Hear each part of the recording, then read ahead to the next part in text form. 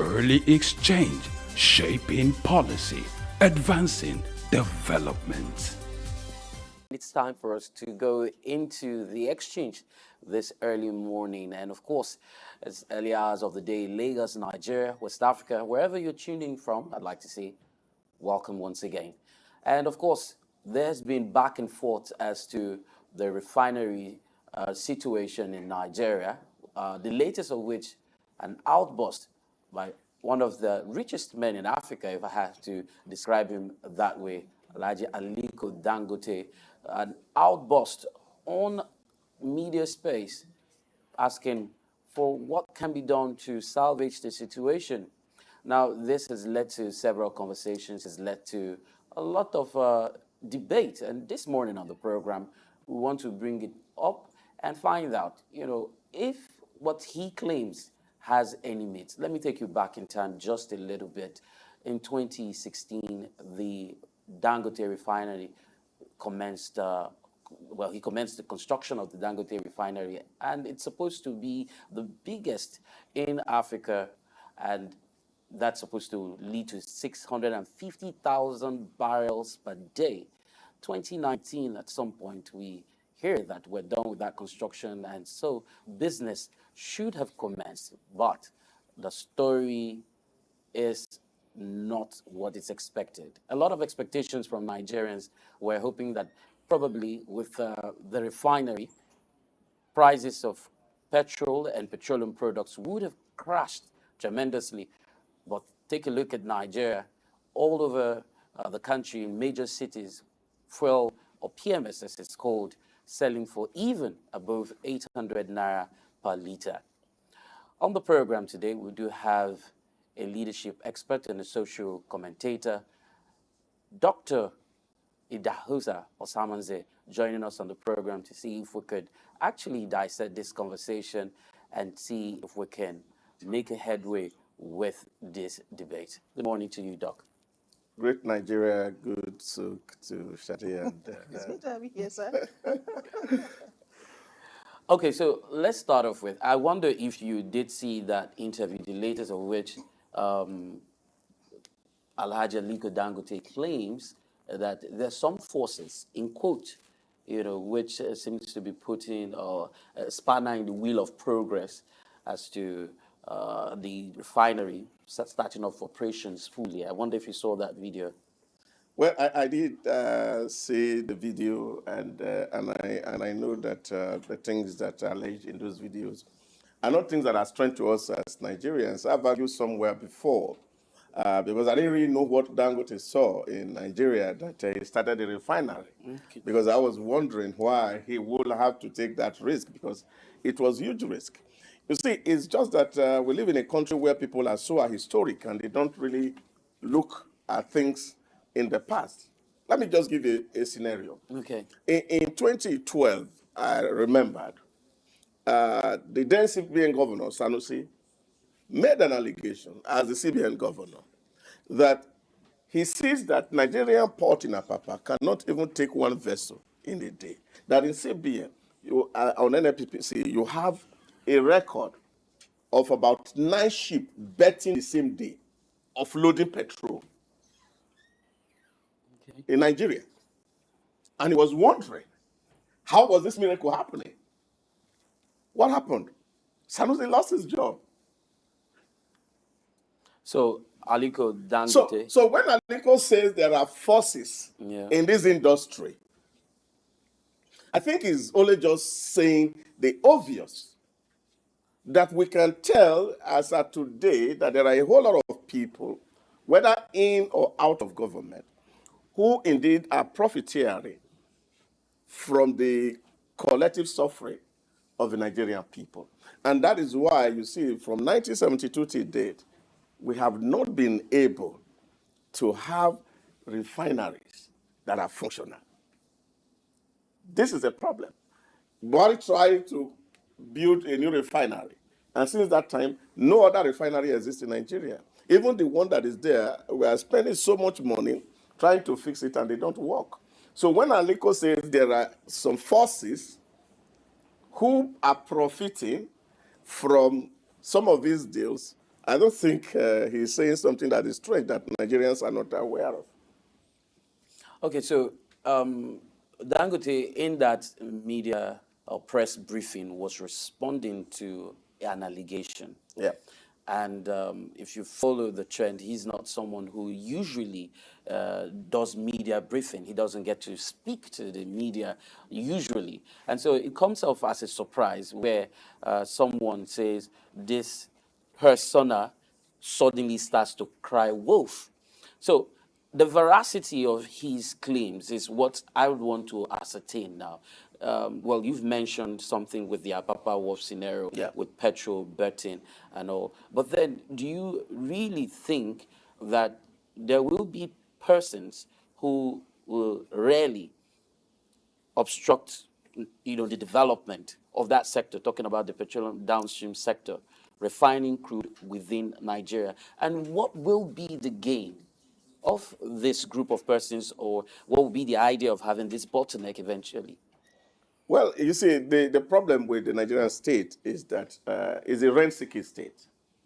By rent-seeking state, I mean that individuals, whether in government or out of government, think about what they can take away from the state. And so nobody really want to contribute to the development and the growth of the state. And I think it was Professor Peter Eke, God bless his soul, who developed that thesis of the Nigerian two publics. And he said in Nigeria there are two publics. You have the civil public and you have the primordial public. That it is in the primordial public, people have allegiance. They have loyalty to their communities. But that loyalty, they don't transfer to the civil public. Because what is seen in the civil public is like, look, that's not ours. This is ours. So we can steal from the civil and use it to develop the primordial. There's nothing wrong. The only thing that would be wrong is if you try and attempt to steal from the primordial public, which is your base and community. So this is how Nigeria has been run for decades, since independence.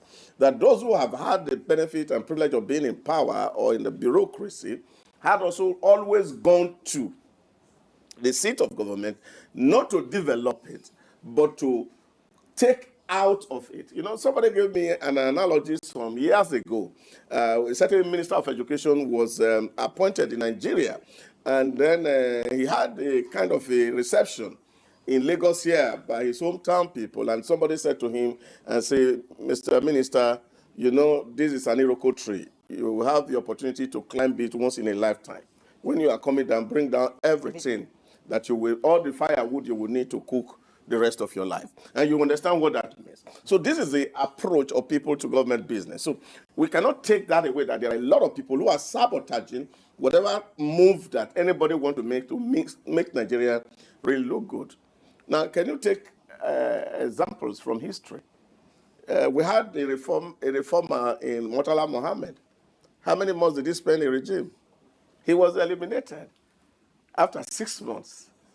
Buhari tried to see how to fix Nigeria as military head of state. Yeah. After 1.5 years, he was booted out by these same forces.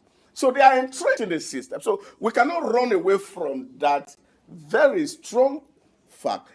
People may have accused and say, oh, Dangote has been benefiting from that enterprise. But I don't think that is in any question. You see, what is begging the question is the accusation that Dangote only wants monopoly. And in my own little elementary economics, I don't know how an individual can establish a monopoly. It is the state who makes law to protect an industry. Now, if there's a PIE that empower the upstream and the downstream to regulate the industry, so why are they calling it monopoly? That's what people will need. That's a question that Nigerians need to answer. So it's not about Dangote making a law now and saying, oh, this is the law, it's only me who will play. No. So when there's no law protecting anybody, there's free entry and free exit. So how do you accuse somebody that he lost monopoly? In all the businesses where he has played, whether it's in the cement, it's not close only to him. Whether it is in the sugar or salt, it's not close only to him. Whether it is in logistics, is not close only to him. So 4 government officers who are regulated themselves to come out in the public and say, this man always liked monopoly, I think that begs the question. Doctor, you know, it's weird that in a country like Nigeria, the government could not operate one refinery. But you have Dangote, who was, you know, a private refinery. He has done that. He's almost there, and then there are issues. Why is this so? Yeah, I did the math yesterday. Dangote built this refinery from 2013 to 2024 and spent a total of 20 billion US dollar. In short, less than 19.8 billion US dollars to build that refinery. Now, between 2013 and 2022, Nigerian state spent 25 billion US dollars trying to turning around refineries that are not producing one single drop of petrol or diesel. So it can give you the impression. Now, who is doing this turnaround? Who is benefiting from the turnaround? These are the questions that Nigeria should ask. Okay, if I had to take it from there, Dr. Idahosa, you mentioned a very salient point, and that's the fact that the issue of monopoly, the fact that this man has business interests in various sectors of the economy, and we've seen his strength manifest in, owning those sectors, those various products that, he has invested in.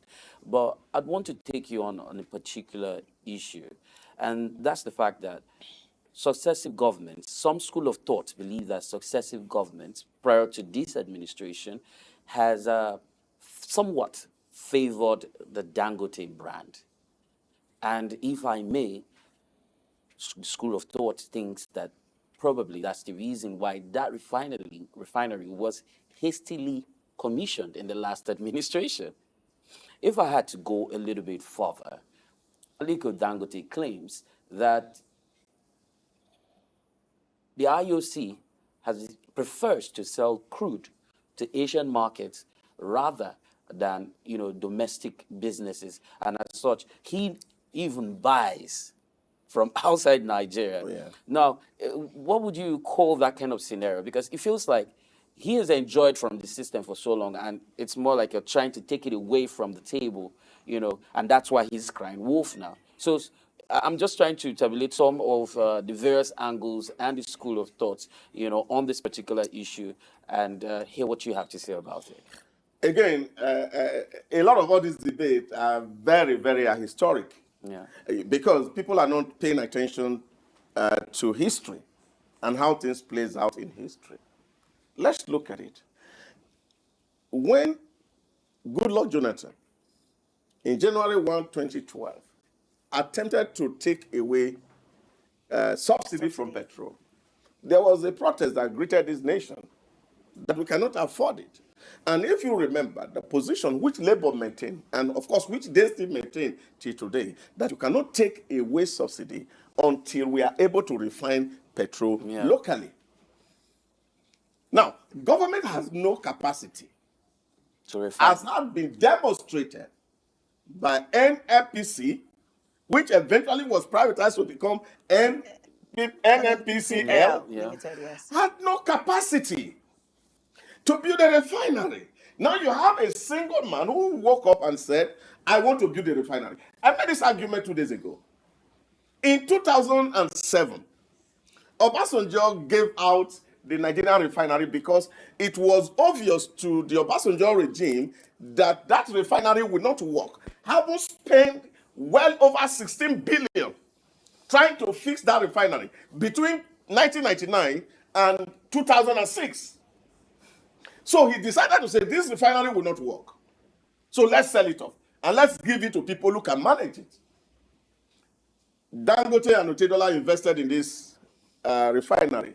And they bought it off federal government to fix it and make it work. We're not talking about 2017. I'm talking about 2007. And when, of course, the Yar'Adua government came into power, there were pressure on that government to buy back that refinery, in the argument that it was a national infrastructure, and for security reasons, Nigeria need to own it. Federal government bought that infrastructure wholesale from those who invested in it. And that day, Dangote made a pledge that he will build his own refinery. So he has been working toward building this refinery. And a whole lot of things didn't allow this refinery to work. And if you remember, in 2004, when the crisis of petrol was so hard, Obasanjo decided to see how to liberalize that sector a little bit. So some licenses were given to modular refineries. I remember very vividly, people like Kalu Oji bought a license for a modular refinery. About 6 licenses were issued by Obasanjo. But there was a snag on that license that they could produce petrol, but they cannot sell in Nigerian market because only NNPC had the sole right to sell petrol in Nigeria. And therefore, all those licenses that were given to those modular refineries really did not produce any fuel. Because you have a problem at home. NNPC cannot produce fuel. They are importing fuel. Now you have given somebody a license and say he cannot sell in his local market, he must sell abroad. That was the origin of the PIA. That industry, that act that makes NNPC a monopoly had to be broken. Okay. By 2021, the PIA had been signed into law by Buhari. So we have a PIA that has liberalized that sector, that people can come in and they can play. So why is it difficult for IOC to say, okay, yeah, we have a problem? Because IOC is not an abstraction. It's foreign company versus Nigeria who are joint venture in this business. Nigeria has a stake in it. And if Nigerian people are suffering, and we know that what is responsible for this suffering is partly because of logistics challenge. Because the moment you remove a subsidy from petrol, the cost of transportation increase. A truck that comes from the north at 450,000 before the removal of subsidy now is about 1.5 million. And that comes on the prices of agricultural products that is coming to city people are consuming. So we know that this is a problem, logistic issues. How do we deal with this issue? Is to see how to empower local people to produce this fuel locally so that at least we can take some bit of the trouble out. At least the cost of moving the crude up and bringing the refined product in here. Now this should be the problem. Now the question is, they said that the Buhari regime has sold oil in advance in exchange. They call it the oil swap deal. Yeah. And it was for a period. Now we know that at the time that oil swap deal was done, Nigeria was doing less than 1.5 barrels per day. Now as we speak now, we are doing more than 1.5 barrels per day. Now what's happening to the excess? Million barrels. Million barrels per day. What's happening to the excess? Was it sold also? So if this excess is not given to a local refinery to produce, then it means that there's something that is fishy in these transactions. So this is a point where we have to look at it. Now, yes, we know that at the point we're selling 1.2, we sold off the 1.2. Now, what of the excess 400 that we are having? Now, the question that Nigeria should also ask is that the industry also made NNPC to be able to refine about 450,000 barrels of crude locally. Falana has been asking this question in Nigeria. In the last 3 decades, when our refineries are not working, who is accounting for that 450,000 barrels of crude? Who is using it? So these are the issues. We are talking about an IOC that have pipelines, that crudes are leaving Nigeria. Yeah, export. Not export. Illegal crude. Okay. They are stealing crude. We saw recently Tompolo and his men went to a certain place in the Niger Delta and saw a well-constructed pipeline that is taking crude right from the facility of one of these IOC straight into the big waters. And they are taking the petroleum, the crude oil out of Nigeria. Now, this has been happening in Nigeria for God knows when. And that's why it's only in Nigeria that the production of crude cannot be metered. As we are speaking here today, Nigeria does not know what quantity of crude that is taken from the soil. Elsewhere, people know it's measured, it's metered. Because these people don't want to invest in Nigeria. They only want to make Nigeria And this is where the President of the Federal Republic of Nigeria needs to be strong for his people, because at the end of the day, he is a Nigerian. Yeah. And his children have Nigeria to live in. Okay, doctor, if we don't have, data for these things, what then is the job of NNPCL? That is the question. What are they doing? We've seen, I mentioned here on this studio, and it's there. In the public hearing in the Ninth Assembly, these issues were raised. Operation cost alone, between 2017 and 2022, for NNPCL, it was put at about 4.8 trillion in these same refineries that are not working. Yet we're paying 6 trillion that same period for subsidy. And that's why people have been talking that subsidy was a scam. Who was the beneficiary of the subsidy? And that was what the former the governor of CBN, Sanusi, spoke to. Yeah. That people just come with pieces of paper to NNPC to take money from Nigeria. You realize that there's, of course, a template for pricing petrol. Yeah. So whether it's at the downstream or the upstream, the template is there. And some people are in there and they have been enriching themselves and they are becoming more rich than Nigeria now. And anything that must make petrol produced in Nigeria is against them, and they must do anything to frustrate it. In actual fact, Nigerians do not have a business with buying petrol at 680 naira per litre. We don't have. If things are done very well. There are a lot of things that are wrong with the template of NNPC in selling petrol. Take, for example, in the old template they were using, a litre for transportation is cost at 6 naira. So if you have a truck of 3,000 litres of petrol, to move from one place to another is 6 naira. So whether it is moving from Apapa to Island here, or moving from Apapa to Ikeja, or moving from Apapa to Kano, that 6 naira is fixed. Who take that money? Okay, so Dr. Idahosa, you seem to be very abreast with this particular debate. And of course, I used to think it was a judicial or a legislative issue rather, but it feels as though we have the framework, the legal frameworks to, set the motion in place. But then, where did we get it wrong? What would you say can be done? What policies can be enacted, to ensure there's a transparency in the allocation of crude oil? Because you hear a lot, while growing up, you hear this man has 2 million oil wells, this person has 3 million oil wells. I mean, it feels like all of these things have been divided among a certain group of persons.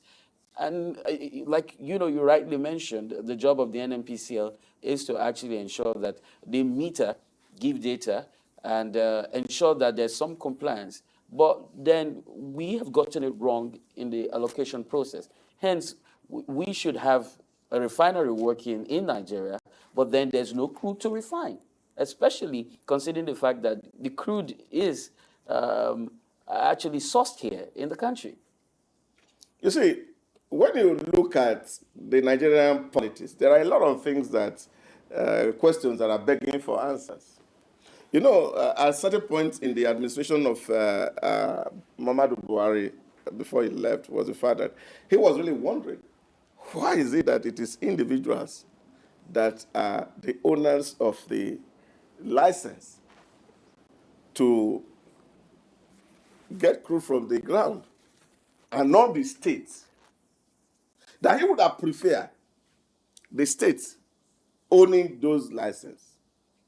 And then he muted that he was going to send an act to the National Assembly that at the expiration of the license of these people who own oil well, then of course it will take it from them and give it to the states because it's our commonwealth. And a huge campaign of calumny came against him. You see, behind some of the issues we face as a student of society, you find that where there are security challenges, especially in the third world, you can always be sure that there is a gold or diamond in that place. So most of the issues that we're actually dealing with today is to take the attention of the people. What we call security issue today, really, is to take the attention of the Nigerian people out of the real issue of people who are exploiting and plundering the nation. And we magnify security challenge as our big problem. Doctor, you know, there have been calls from the society, everybody virtually, saying the federal government should step in, you know, and mediate between Dangote, NNPCL, and I think the DPR. But does this not translate to the judge being a judge in his own case? Well, I don't think so. I don't think so. You see, there are some elements within government, because they've been so empowered or because of who backs them, and they can actually go out to make some pronouncement, even when government has not said so. I remember a certain director in Rafak went to Katsina State the other day and went out on air and gave a statement on behalf of President Muhammadu Buhari without his consent. So there are a lot of people who are just so, what has entered into their head. I was listening to the former President Jonathan advising politicians and top military brass and said there's a way that this power gets into our head and we don't think well.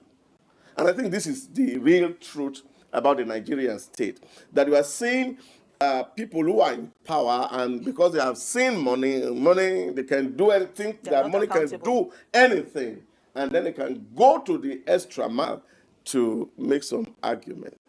And this is because we have an entrenched system. I train public servants, and sometimes it baffles me when I hear directors saying you have some cleaners in your office that you cannot sack or discipline, or you yourself, you will get fired. That is the travesty of the state where we live in. I was in a training some time ago in ASCON, and that was 2016. And somebody told me that, look, if you go to CBN today, you see a lot of people who are prince and princess. They come to work at will. You can't query them. And we even saw that snippet when the CBN was relocated. Yes. And all the resistance that came with it. Because some certain people feel that they have so much interest in this country and their daughter cannot be transferred, and therefore that thing cannot work. And you saw the campaign of calumny. Because we are a nation that's driven by blackmail. And that's why most of the time people are weary of the things that we hear from the media. Because a lot of them are orchestrated and driven by some certain persons to push an agenda that really protects some private individual. And I think these are the issues that Nigerians must come and ask themselves some basic questions. If we have crude in our soil, can't Nigerian government even make arrangement with the IOC? Yeah. To say, well, give certain quota to this man and let him go and source orders from outside. That help address the issue which we currently face. People are talking about protests, going on street to protest. Why? Because they say cost of living is getting high. Wages is not increasing. So what should government be doing? Government must be working hard to see how to bring price down. So even if it is the logistic cost, which is in the NNPC template, which is 17 naira, is what is taken away from the price of petrol, Nigeria will heal some sigh of relief. So there were talks that, you know, the government had announced that there was no more subsidies. But then, you know, we started to hear that subsidy has been reintroduced unofficially. Is that true? That's Melekari's magic. How he's doing it, only him can tell. And I must be very frank with you, because I have been worried, really. Because if you see there's no subsidy, and you tell us that it is market forces that will determine price, and you have stayed on a certain price for over a certain period of time, with all the market indices changing on a daily basis, the rate is changing, the rate of interest is changing, the rate of exchange rate is changing, price of crude in the international market is changing, and the only thing that does not change is the price of petrol, then it means something is happening. So that must be a magic. And this is where, for me, those in power, especially the National Assembly, should be able to ask some questions. How are we doing this magic? So who is filling the gap? Because as we speak today, we can measure what the prices of petrol is everywhere. Even in the UAE, where things are regulated, prices of petrol, they are announced every month. How can we, as a country, I put myself, because I think it, is biting hard on each and every one of us right now, get to give the IOC some form of incentives to ensure that they take part in domestic refining process. I mean, the process of ensuring that we source, we refine locally, and we're able to have these products or the products of crude oil in quantum at a bearable price or cost to Nigerians. Well, every businessman is driven by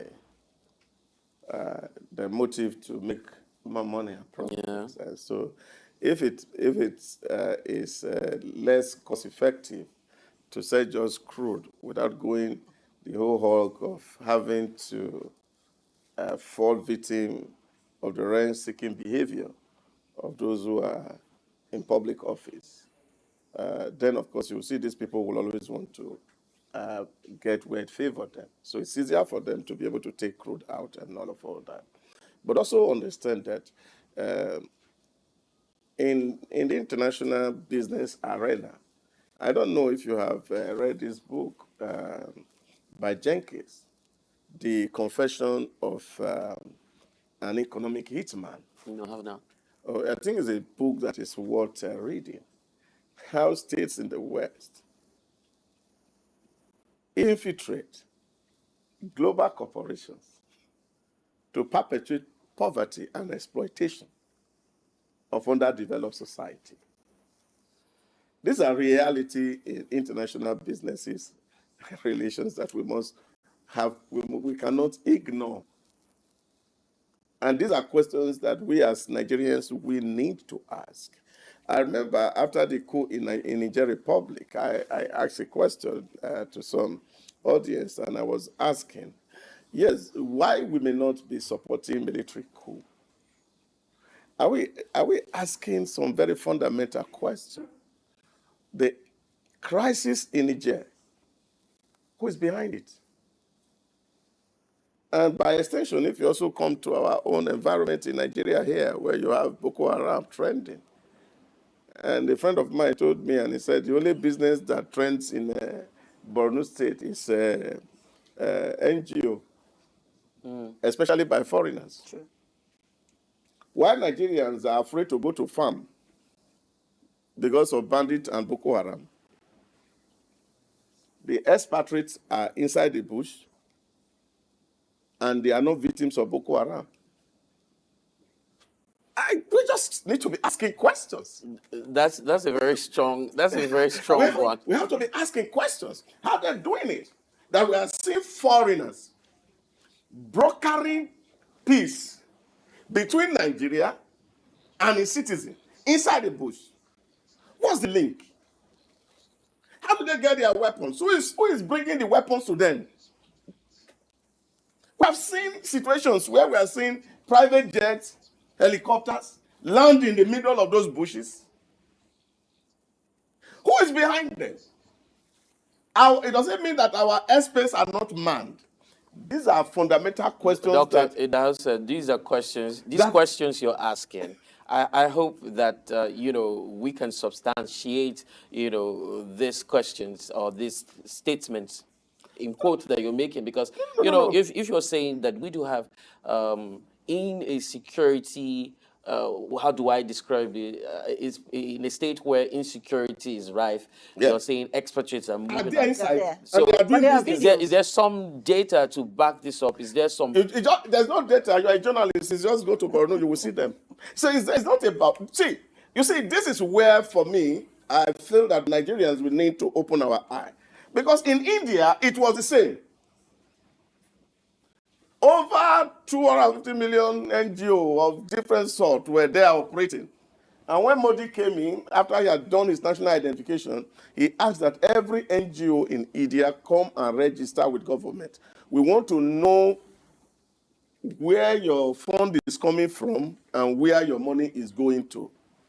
Okay, Doctor. And by the time Modi finished, it reduced to 250 NGOs in India because many of them were actually at the There were funds for something behind the crisis in society. Don't take that away. That's why I said to you, just read the book, The Confessions of the Economic Hitman. It will give you... Did you talk about Boko Haram in Nigeria? Of course, that time Boko Haram wasn't there when the book was written. I think if Jenkins was to update that book, he would have told you about some of these things. So some of these issues we are seeing in the Sahel, they're all written there. All the crises in the Suez Canal, they're all written there. The Panama crisis, all the major head of state that have been eliminated, all the way it were done, they're all written there in the book because he participated. And I don't think that the government of America had come out one day to say, oh, Jenkins, this book you wrote was a lie and we're taking you to court. So this for me is what it is. That behind every conflict in Africa, you see the trouble. If you have been to Rwanda Memorial, you will see it. The role Belgium played. And even the churches from Rome, what they did in the killings and the maiming of people in Rwanda. So it's not a hidden secret that where there are conflicts in Africa or elsewhere in the developing world, that behind it are strong powers from the West who are actually fueling it because they are the ones giving them arm to kill themselves. So this is where we as a people have to also be wary of the things that we are accepting as if they are doing us favor. These guys are not doing us favor. They need us. We have failed them all through history. So, Doc, what you're saying is we don't need to incentivize the IOC. We just need them to align with our policies. We need to encourage our local business people to grow and do business. Government need to support them to do business. But then what's happening in the South and the Southeast, where you have the modular refineries, is an operation by the Nigerian army in conjunction with various security agencies, destroying some of those modular refineries. Yes, to a large extent, you say these setups were done illegally somewhat. And so I remember when the current governor of Abia State came on board, because some of these issues are rife in the Okwa area of Abia State, and he said he was going to encourage the setup of modular refineries. Right? Now, if I had to take it a notch further, we've seen clamors by various sectors asking for independence or various states to own and manage their resources. Do you also think to a great extent that would help if, for example, Rivers State, Bayelsa, the Niger Delta region states gets to manage? And yes, we've started finding oil, deposits in the north. If they start mining, managing and refining these resources within the states at that level. Doctor, before you answer that, to add to that, will a fixed quota system work for allocation of crude or market-based approach? I don't think that, let me start from your end. I'm not sure that Dangote is afraid of a market-based approach. What he's only asking is equity. And I think that's fair as a business person. So we're not saying, oh, give me S, Y. But let it be fair enough so that I am participating. Other people are also participating because you are asking people to come put money in your environment. And when people are investing in your environment, you must also create that ecosystem where those businesses can prosper. Otherwise, as we are seeing the exodus of companies and corporations, that can also happen. Why are there tax havens everywhere in the world? Is to encourage people to bring in money into that environment and help ameliorate the social tension within the society. Now, you imagine that, and this is now talking to TC's question. Can't we annex those people really? Their technology is crude. Can't we mobilize them and train them and empower them to actually do this business well? Because their product somehow finds its way into the market. Yeah, but because people argue that, oh, because of the crude way of processing, the impact on the environment is high. Yeah, but why can't we encourage them to see how to build a system where these people who are interested and passionate about this business, and they've been making living out of it for God knows when, really empower them to do it properly and build them into multinational. That is a problem. You see, if you see Dangote Refinery, we had well over 11,000 expatriates working there in a country where we are crying that there is unemployment. But there are also thousands of Nigerians who are working there, but they may not be working in technical capacity. Doesn't mean that there's a skill gap. Yeah, there's skill gap. Okay. Huge skill gap. And this is what, for example, the Petroleum Institute in Warri should be filling. The University of Petroleum in Warri should be filling. So all these institutions are built. But you go there, they are training accountants, they are training political scientists, instead of really focusing on the business of raising the requisite manpower that we need in those industries. The welders should be from here, and they should be able to do their work well if they are well trained. So all these things will help in really ameliorating the situation in our environment.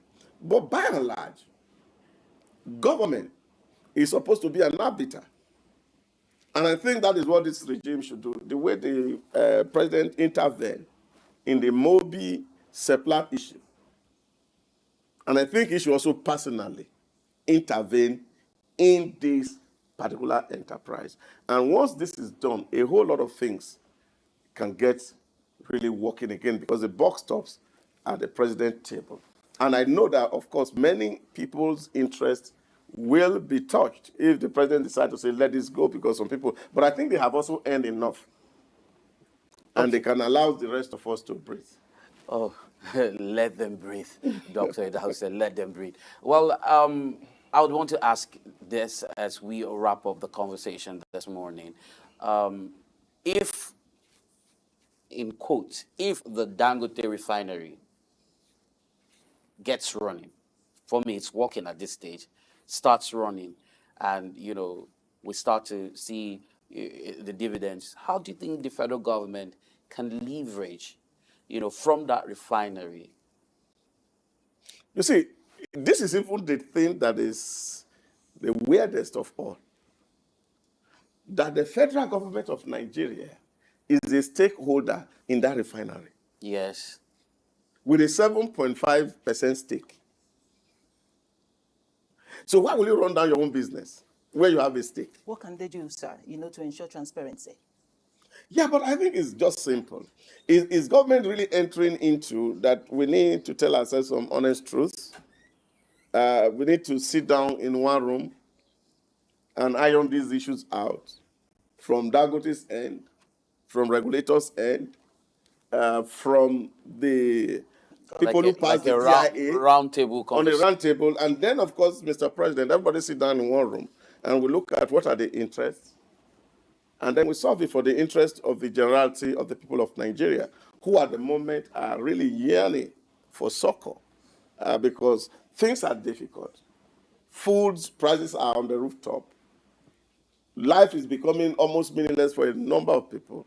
Then government must not joke with this. And I think this is what is necessary. This is what government can do, as countries all over the world are protecting their own. Nigeria must not be seen to be protecting outsider and killing its own citizens' business in-house. We've been speaking with Dr. Idahosa Osamhanze, who is a leadership expert and, of course, a social commentator. And we've been talking about the federal government's debacle with Dangote Refinery. It's a situation that we never expected it. In quote, social media slang, if I know. Early exchange, shaping policy, advancing development.